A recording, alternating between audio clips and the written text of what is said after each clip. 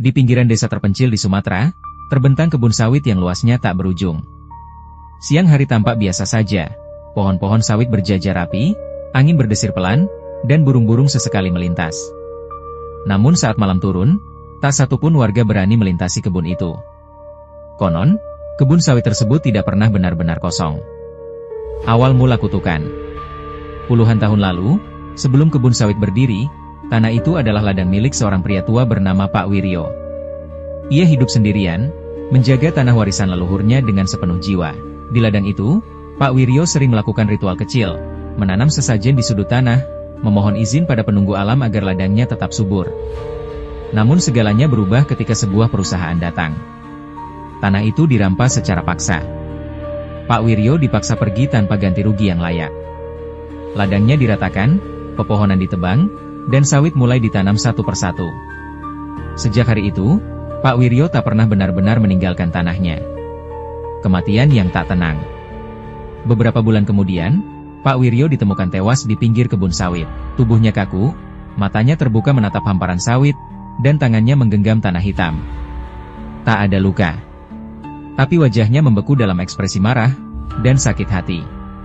Sejak kematiannya, kejadian aneh mulai terjadi.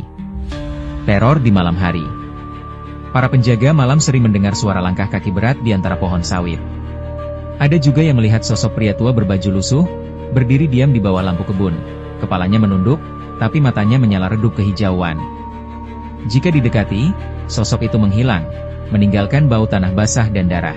Beberapa pekerja yang berlaku sembarangan, menebang pohon tanpa izin, berbicara kasar, atau mencuri buah sawit, ditemukan pingsan keesokan harinya. Di tubuh mereka muncul bekas telapak tangan hitam, seolah dicengkeram dari dunia lain. Hantu penjaga kebun sawit. Warga desa percaya, arwah Pak Wiryo berubah menjadi hantu penjaga kebun sawit. Ia tidak mengganggu orang yang berniat baik. Namun bagi siapapun yang merusak, mencuri, atau bersikap sombong di kebun itu, ia akan menampakkan diri. Konon, jika kamu berjalan sendirian di kebun sawit saat malam dan mendengar bisikan, "Ini tanahku," jangan menoleh. Jangan lari. Dan jangan menjawab.